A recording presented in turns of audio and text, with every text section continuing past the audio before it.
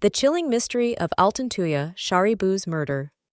In 2006, Malaysia was rocked by one of the most chilling and mysterious murder cases in its history, a case that unearthed a web of deceit, power, and brutality. Altantuya Shaariibuu, a 28-year-old Mongolian model and translator, arrived in Kuala Lumpur on October 8th, accompanied by her cousin and a friend. Altantuya's journey was no ordinary trip. She had come to confront Abdul Razak Baginda, a prominent political analyst with deep ties to Malaysia's elite and inner political circles.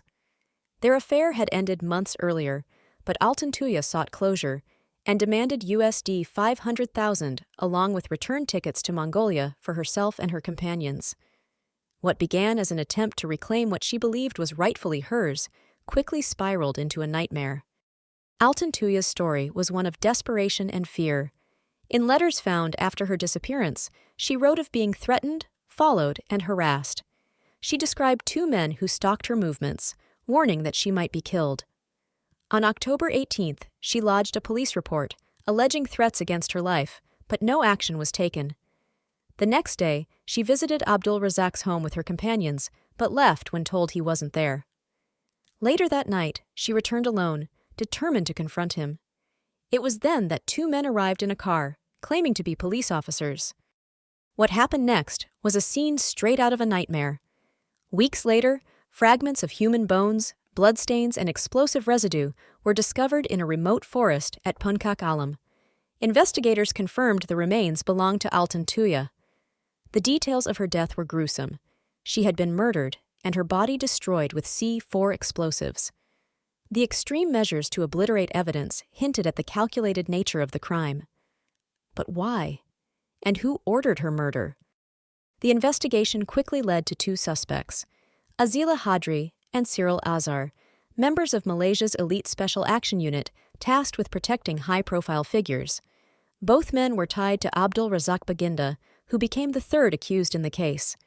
Razak admitted he had an affair with Altantuya, but denied involvement in her death. He claimed he had hired private investigators to protect his family from Altantuya's alleged threats and harassment, but the evidence told a different story. In court, a tapestry of lies, manipulation, and betrayal began to unravel. Phone logs revealed a flurry of communication between Razak and the two accused officers before and after Altantuya's disappearance. CCTV footage showed the accused visiting Altantuya's hotel just days before her murder. Blood traces found in Cyril's car matched Altantuya's DNA, and a piece of jewelry belonging to her was recovered from his home. Altantuya's notes, discovered posthumously, painted a grim picture of a woman trapped by forces far beyond her control. She feared for her life, writing that if she were found dead, it wouldn't be a suicide, but murder. The trial was a spectacle, with every piece of evidence drawing the public deeper into the case. Prosecutors argued that Razak had conspired with the officers to eliminate Altantuya, fearing that her threats would damage his reputation and connections. Altantuya had reportedly threatened to expose sensitive information, possibly linked to political dealings and a controversial arms deal. This revelation added an international dimension to the case, with speculations of cover-ups and interference from powerful figures. The defense claimed innocence. Razak maintained he had no knowledge of the murder, stating he believed the police were merely detaining Altantuya to prevent further harassment. Azila and Cyril, meanwhile, pointed fingers at each other. Azila claimed he was following orders, while Cyril stated he was being made a scapegoat. The testimonies were riddled with contradictions and denials, leaving the truth shrouded in mystery. As the trial progressed, the narrative became even more complex. A confession from Cyril, made under questionable circumstances, was ruled inadmissible, casting doubt on the prosecution's case. Meanwhile, the defense questioned the handling of evidence, alleging tampering and coercion. The courtroom was a battleground of words and theories, with each side fighting to control the narrative. In the end, the verdict sent shockwaves through the nation. Azila and Cyril were convicted of murder and sentenced to death, while Abdul Razak Baginda was acquitted of abetment. The court ruled that there was insufficient evidence to prove his direct involvement.